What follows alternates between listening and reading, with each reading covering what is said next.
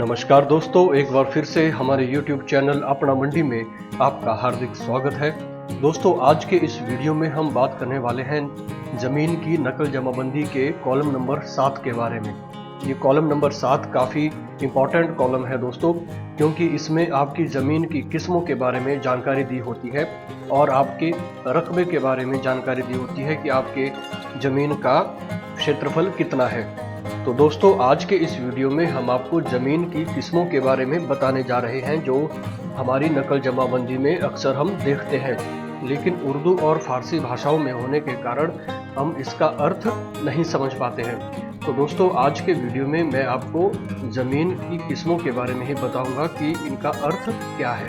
चलिए वीडियो शुरू करते हैं। तो ये देखिए दोस्तों, मेरे पास एक नकल जमाबंदी है और यहाँ पर ये रहा कॉलम नंबर 7।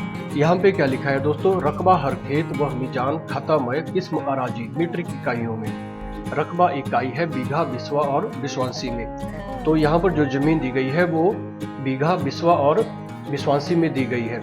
सबसे पहले यहाँ पर देखिए दोस्तों, ये जमीन है 9 बिस्वा 7 बिस्वांसी और इसकी जो किस्म है वो है खडेतर। ये खडेतर इसकी किस्म है दोस्तों। उसके बाद हम देखते हैं 1 बिस्वा का ये प्लॉट है दोस्तों और इसकी किस्म है गैर मुमकिन खलवाड़ा। नीचे आइए, नीचे हम देखेंगे यहाँ पर 10 बिस्वा एक प्लॉट है दोस्तों और इसकी किस्म है धानी अव्वल। तो ये किस्म क्या है दोस्तों, मैं आपको आज 20 तरह की किस्मों के बारे में बताने जा रहा हूँ। सबसे पहले वारानी अव्वल। वारानी का मतलब होता है दोस्तों बारिश। बारिश की वजह से जिस जमीन पर खेती की जाती है और उन्नत किस्म की खेती होती है उसे वारानी अव्वल जमीन कहा जाता है दोस्तों। वारानी अव्वल भूमि की कृषि बारिश पर निर्भर होती है दोस्तों। बंजर जमीन वो जमीन होती है दोस्तों जिस पर आप किसी तरह की कृषि या काश्त नहीं कर सकते। वो जमीन पूरी तरह से उजड़ी हुई होती है। ऐसी जमीन के ऊपर कृषक प्रमाण पत्र भी हासिल नहीं किया जा सकता दोस्तों। बंजर काबिल काश्त का मतलब है दोस्तों कि जमीन तो बंजर ही है लेकिन कृषि के योग्य है। वहां पर कुछ ना कुछ कृषि की जा सकती है, कुछ हद तक वहां पर काश्त किया जा सकता है दोस्तों। जमीन की गुणवत्ता के आधार पर ही उसे बंजर या बंजर काबिल काश्त माना जा सकता है। बंजर कदीम ऐसी जमीन को कहा जाता है दोस्तों जहां पर पिछले काफी लंबे अरसे से कृषि नहीं की गई हो। पिछली 8 फसलों से खाली पड़ी हुई जमीन को बंजर कदीम जमीन कहा जाता है दोस्तों। बंजर जदीद वो जमीन होती है दोस्तों जहां पर लगातार पिछले 4 फसलों से कोई खेती न की जा रही हो और वो जमीन बंजर पड़ी हुई हो। इससे पहले बेशक वहां पर कृषि की जाती रही हो। जमीन की अगली किस्म है दोस्तों खडेतर वो जमीन होती है जिसे घास के लिए इस्तेमाल किया जाता है, जिसे हम पहाड़ी भाषा में रुट्टे भी कहते हैं। कुल्लाहू अव्वल वो जमीन होती है दोस्तों जहां पर सिंचाई के लिए पानी की कूहलों के ऊपर निर्भर रहना पड़ता है। यहाँ पर सिंचाई पानी की कूहलों द्वारा की जाती है। धानी अव्वल वो जमीन होती है दोस्तों जो धान की पैदावार के लिए सर्वोत्तम मानी जाती है।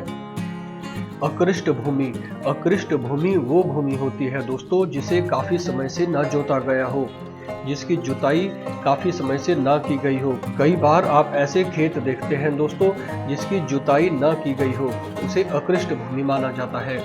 कृष्ट भूमि हल चलाई हुई भूमि या जोती हुई भूमि को कृष्ट भूमि कहा जाता है दोस्तों।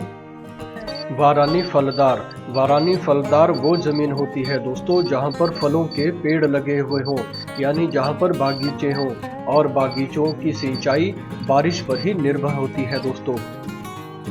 जमीन की एक और किस्म है दोस्तों चरागाह विला दरख्तान। ये वो जमीन होती है जहां पर पशुओं के लिए चरागाहें होती हैं, जहां पर घास भी होती है, पेड़ भी होते हैं। दोस्तों, जमीनें कई तरह की होती हैं। कुछ कृषि के लिए इस्तेमाल की जाती हैं, कुछ चरागाहें होती हैं, कुछ जंगल होते हैं। एक जमीन होती है दोस्तों आबादी देह वो जमीन होती है दोस्तों जहां पर लोग बसते हैं, जहां पर लोग रहते हैं। गांव का वो क्षेत्र जहां पर लोग बसते हों उसे आबादी देह के नाम से जाना जाता है। आड़ रहन, हालांकि आड़ रहन जमीन की कोई किस्म नहीं है दोस्तों, लेकिन आड़ रहन उस जमीन के लिए इस्तेमाल किया जाता है जिस जमीन पर किसी तरह का कोई कर्जा लिया गया हो। कर्जा वापस करने की सूरत में आड़ रहन शब्द उस जमीन से हटा लिया जाता है। गैर मुमकिन।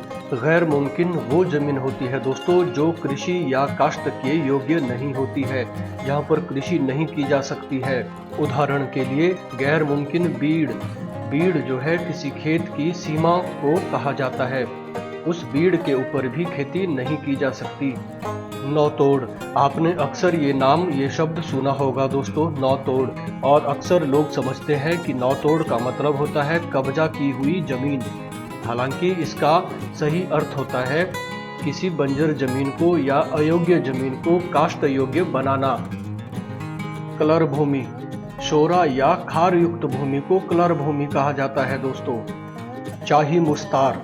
चाही मुस्तार वो भूमि होती है दोस्तों जहां पर कृषि के लिए पानी को खरीदना पड़ता है। किसी भी स्रोत से खरीदे हुए पानी से सिंचित भूमि को चाही मुस्तार कहा जाता है।